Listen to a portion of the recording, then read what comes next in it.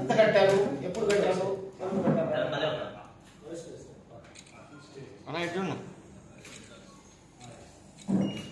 అంటే ఇది ఆమె దగ్గర ఉన్న డాక్యుమెంట్.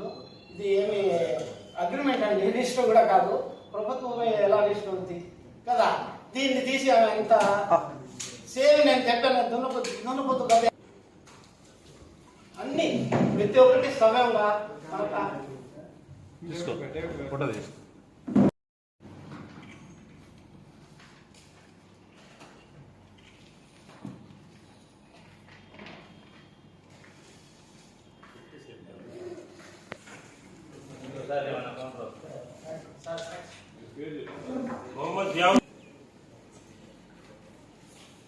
వెనక్కి పోవాలి, వెనక్కి పోవాలి.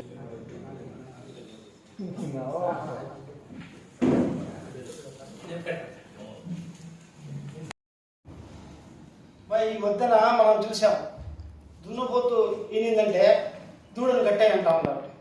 అసలు విషయం ఏంది, విషయంలో వాస్తవం ఏమైనా ఉందా, దీన్ని తెలుసుకోవాలా లేదా అనేది కూడా లేకుండా దాన్ని అంటే ప్రచారం లేనిది ఉన్నట్టు ప్రచారం చేయడం, దాన్ని మళ్ళీ అది తీసుకుని పోయి పోలీస్ కంప్లైంట్ పెద్ద బిల్డప్ చేయడం, ప్రజల్లో ఏంటంటే లేనిపోని అపోహలు సృష్టించడం సామాన్యమైపోయింది. దీనివల్ల ఏ పాపం ఏమి ఎరగని నాయకులు పెద్ద మనుషులు కూడా చాలా బాధపడుతున్నారు. సరే, వాస్తవానికి ఈరోజు మీరంతా మనం చూసాం, 2 ప్రముఖ ఛానళ్లలో, తర్వాత పత్రికల్లో, ఫేస్బుక్లో ఏదో వెంకటేశ్వరపురంలో 100 కోట్లు విలువ చేసే ప్రభుత్వ ఆస్తిని అనిల్ కుమార్ యాదవ్ గారు కబ్జా చేసేసినట్టు దానికి మళ్ళీ తీసుకుని పోయి ఒక కంప్లైంట్ ఇవ్వడం చాలా బాధాకరంగా ఇది. అసలు దీంట్లో ఒక 0.1% కూడా వాస్తవం లేకుండా ఏమీ అభం శుభం తెలియని నాయకుల్ని ఇరికించడం, ఇటువంటి చాలా బాధాకరం. చాలా ఇది వాస్తవానికి ఈ ల్యాండ్ వివరాలు చూద్దాం. ఈ ల్యాండ్ 2022/2 సర్వే నెంబర్. ఈ ల్యాండ్ బై CJFS SC/STకి సంబంధించిన ప్రభుత్వ భూమి. దీనికి హక్కుదారులు ఎవరు ఉండరు, అనుభవదారులు. ఆ రోజుల్లో పెన్నా పక్కన ల్యాండ్లకి ఏం విలువ ఉంది, ఏమి లేదు. ఇసుక మేటలు వేసిన పరిస్థితుల్లో ఎవరు ల్యాండ్ దగ్గర ఉంటే ఎప్పుడు 40, 30, 40, 50 సంవత్సరాల క్రితం ఆ ల్యాండ్కి పట్టించుకునేవాడే లేడు, ఎవరో అనుభవం ఉన్నారు. అయినా కూడా ప్రభుత్వ రికార్డులో ఏ రోజు కూడా వాళ్ళ పేరు లేదు, ప్రభుత్వ భూమి అనే ఉంది. ఈ ప్రభుత్వ భూమి 2 ఎకరాలని అనుభవదారుడుగా కౌసర్ జాన్ అనే మహిళ, వాళ్ళ అన్న యజ్దాని వాళ్ళు అనుభవదారులని చెప్పుకుంటా ఉన్నారు. దానికి ఆధారాలు ఎటువంటి పేపర్లు లేవు, అది స్టేషన్ పేపర్ కూడా లేదు. ఎంతో అగ్రిమెంట్ లాంటి ఒక పేపర్ ముక్క తీసుకొని వాళ్ళు తిరిగేది, మాకు ల్యాండ్ ఉంది అక్కడ, ఎవరైనా కొనండి అని చెప్పేసి మోసం చేసే ఉద్దేశంతో ప్రజల్ని ఆ ల్యాండ్ తీసుకుని చాలామంది కూడా మోసపోయారు. దాంట్లో ఏదో ల్యాండ్ ఉందా అని చెప్పేసి చూస్తే అది ప్రభుత్వ భూమి. ఆ పేపర్లు తీసుకుని చాలామంది దగ్గర, మా బోటి వాళ్ళ దగ్గర కూడా వచ్చిన సందర్భం ఉంది. ఇప్పుడు 15-20 సంవత్సరాల క్రితమే మేము గమనించి ప్రభుత్వ భూమి మనం కొనలేము, CJFS ల్యాండ్ SC/STకి సంబంధించింది ప్రభుత్వ భూమి, ఇది కొనే పరిస్థితి లేదు, అనుభవంలో ఉంటే మీరు చేసుకోవచ్చు అని చెప్పేసి పంపించిన పరిస్థితి.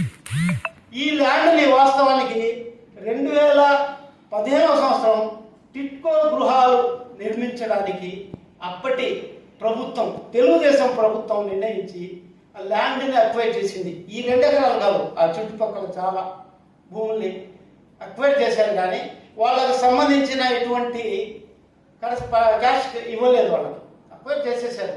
దానికి సంబంధించిన అన్ని పేపర్లు ఉన్నాయి. 2015లోనే ఈ ల్యాండ్ని ప్రభుత్వం అక్వైర్ చేసేసింది. అటువంటిప్పుడు వాళ్ళ ల్యాండ్ ఎందుకు వస్తుంది కదా, ఒకవేళ ఉన్నా కూడా అసలే ప్రభుత్వ భూమి.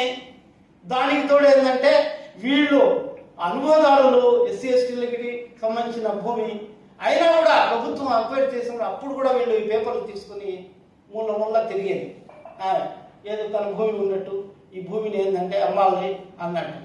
ఎవరు కొనలేదు. అట్లాంటి పరిస్థితుల్లో దీన్ని ప్రభుత్వం అక్వైర్ చేసేసింది. చేసిన తర్వాత చాలామంది ఏంటంటే ప్రభుత్వ భూమి అర్థమైపోయి ఎవరు అసలు దాన్ని పట్టించుకునే పరిస్థితి లేదు. సరే, ప్రభుత్వం వాళ్ళకి డబ్బులు చెల్లించకుండా నెక్స్ట్ మళ్ళీ 2019లో ప్రభుత్వం మార్పు. అంతకుముందు నారాయణ గారి వద్ద, తర్వాత ప్రజారాజ్యం ముంగుమూరి శ్రీధర్ కృష్ణ గారు వద్ద చాలాసార్లు తిరిగి ప్రతిరోజు కనిపించే అనిల్ కుమార్ గారు ఒక ఆడ మనిషి తిరుగుతుంది అని చెప్పేసి తన పరపతిని ఉపయోగించి ఆయన కొంచెం కృషి చేసి వాళ్లకు టిట్కోలో ఇవ్వాల్సిన ఆ డబ్బులు ఇప్పించారు. దానికి తోడు 4 సంవత్సరాలైంది శాంక్షన్ అయ్యి. 4 సంవత్సరానికి ₹1,00,000 చొప్పున 20 లక్షలు రావాల్సి ఉంటే వాళ్ళకి 24 లక్షలు ఇప్పించారు. అది ఆయన చేసిన తప్పు. డబ్బులు గవర్నమెంట్లో పాత గవర్నమెంట్లో ఇరుక్కుంటే కూడా దయచేసి ఓ ముస్లిం మహిళ అని చెప్పేసి ఆమెకు రావాల్సిన డబ్బులు కృషి చేసి ఇప్పించారు. అది ఆయన చేసిన ఆమె సహాయానికి ప్రత్యుపకారంగా ఆమె ఏంటంటే ఇప్పుడు ప్రస్తుతం అనిల్ కుమార్ గారిని ఎక్కించి ఆయన ఏదో కబ్జా చేసినట్టు ఆ 22/22/2 ఆ సర్వే నెంబర్లో ఈరోజు మనం చూసాం వైఎస్ఆర్ కాంగ్రెస్ పార్టీ కార్యాలయం కడుతున్నాం. ఈ కార్యాలయం పరిస్థితికి వస్తే ఈ కార్యాలయాన్ని ఆంధ్రప్రదేశ్లో 2019లో జగన్మోహన్ రెడ్డి గారు ప్రభుత్వం ఏర్పాటు చేసిన తర్వాత 2021లో ఒక లెటర్ రాశారు ప్రభుత్వానికి. ఏమని, మాకు పార్టీ ఆఫీసుల కోసం జిల్లాకు ఒక చోట ప్రభుత్వ భూమి ఉంటే లీజుకు కేటాయించండి. దాని అనుసారంగా అప్పటి కలెక్టర్ గారు ఆ ల్యాండ్ 2 ఎకరాలని వైఎస్ఆర్ కాంగ్రెస్ పార్టీని అప్పుడు మన జిల్లా అధ్యక్షుడు ఉన్న వేమిరెడ్డి ప్రభాకర్ రెడ్డి గారికి వాళ్ళ సమానం, దీంట్లో కూడా అన్ని పత్రం లేదు, ఆయనకి 2 ఎకరాలు పార్టీ ఆఫీస్ కట్టుకోవడానికి కేటాయించారు. దానికి చెల్లించవలసిన లీజ్ అమౌంట్ 33 సంవత్సరాలకి ప్రభుత్వం నిర్ణయించింది ఎకరాకు ₹1,000 అని చెప్పేసి 60,000 రూపాయలు కూడా ఆ రోజు కట్టేయడం జరిగింది.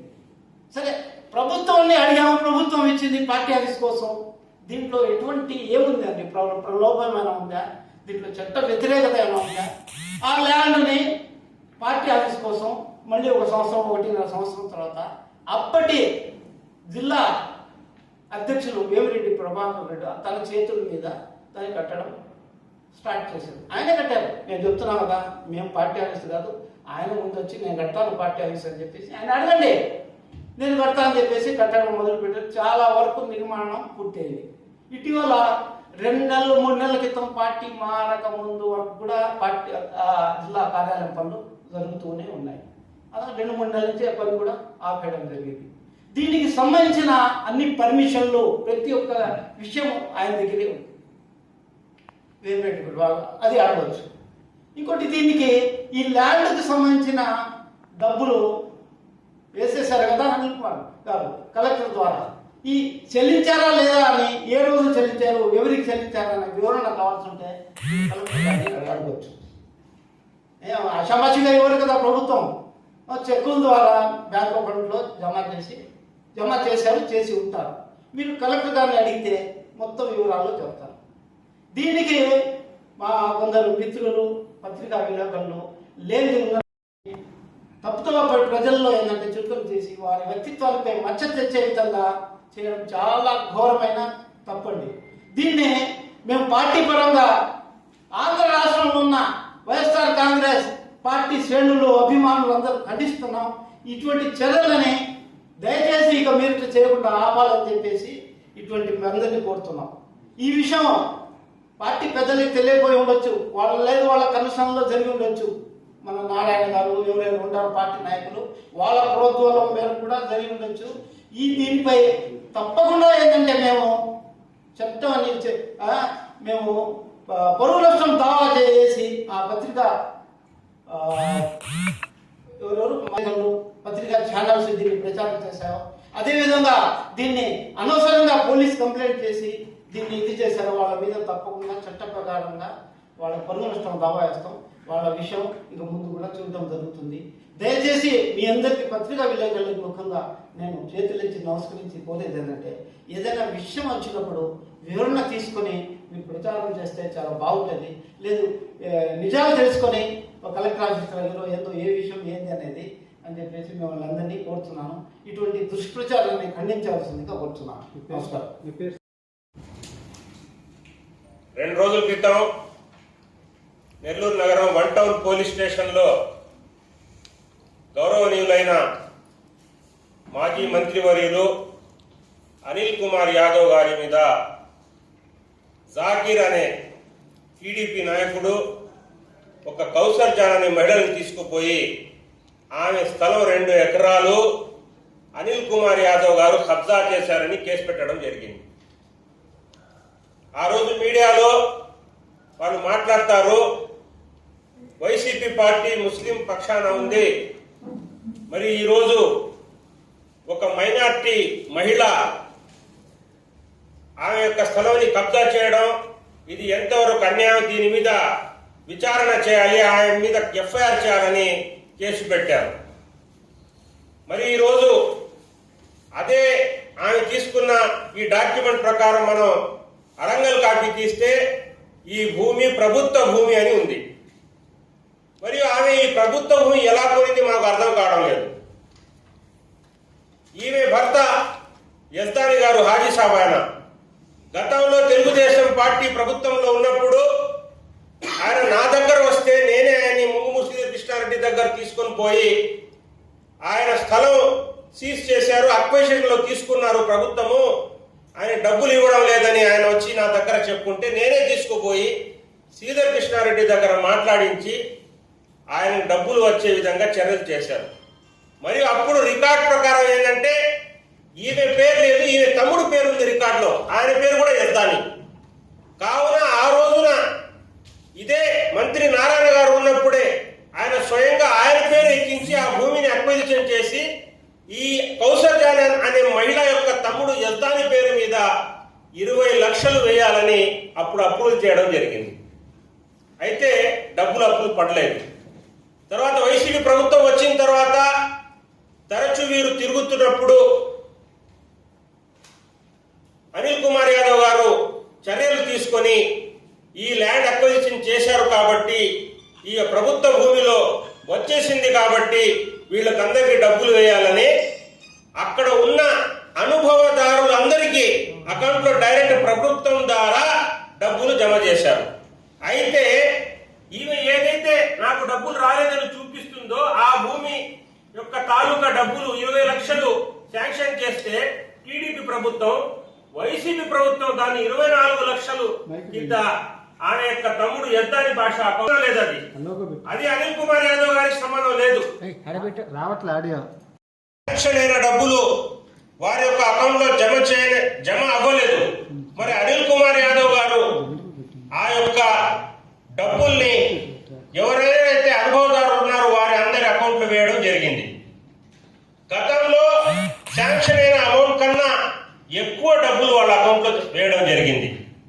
మరి ఈమెకి ఆ స్థలం గల యొక్క ఆయన అకౌంట్ లో డబ్బులు వేయడం సంబంధం లేదు, వారి కుటుంబం సమస్య అది. అప్పట్లో ఆయన తమ్ముడు డబ్బులు ఇవ్వకపోతే ఆయన తమ్ముడు మీద కేసు పెట్టాలి, కానీ అనిల్ కుమార్ యాదవ్ గారి మీద కేసు పెట్టడం ఏమింది? అసలు ఎంత విడ్డూరంగా ఉంది. ఇంకో విషయం, 1 ఎకరా 100 కోట్లు, 1 ఎకరా 100 కోట్లు ఉంటుంది సార్, మీరు చెప్పండి. మాగుంట లేవులోనే కూడా లేదు ఎకరా 100 కోట్లు. ఎంత హాస్యాస్పదంగా ఉంది. ఒక పార్టీ తరఫున మీడియాలో సుమారు ఒక 100 మీడియా మిత్రులు ఉంటారు, అందరి సమక్షంలో తెలియకుండా అతి తెలివిగా ప్రవర్తించడం, అంటే ఏదో ఒకటి సానుకూల చూసుకొని అనిల్ కుమార్ యాదవ్ బురద జల్లడం, ఇది ఎంతవరకు న్యాయం? మరి ఈరోజు చెప్తున్నాం, ఎవరైతే అనిల్ కుమార్ యాదవ్ గారి మీద బురద జల్లడానికి ప్రయత్నించారో, ప్రత్యేకంగా జాకీర్ గారు, మరి ఆమె కౌసర్ జాన్ గారు, మరి మహాన్యూస్ గారు, ఆయనైతే డైరెక్ట్ ఇంట్లో పోయి కూర్చొని మంచం మీద ఇంటర్వ్యూ చేశాడు. ఆమెకి అనిల్ కుమార్ యాదవ్ న్యాయం చేశారు. ఇంకా ఆమె రుణపడి ఉండాలి, కానీ కావాలని ఆమెను ఉసగొల్పి స్టేషన్ దాకా తీసుకొని వచ్చి తప్పుడు పత్రాలు చూపించి ప్రభుత్వం భూమి మీద నాకు డబ్బులు రావాలని అక్కడ చెప్పడం, వాళ్ళ తమ్ముడు అకౌంట్ లో డబ్బులు పడితే తన దగ్గర ఆమెకు రావాలని చెప్పడం, ఇవన్నీ తప్పుడు కేసులు. మీరు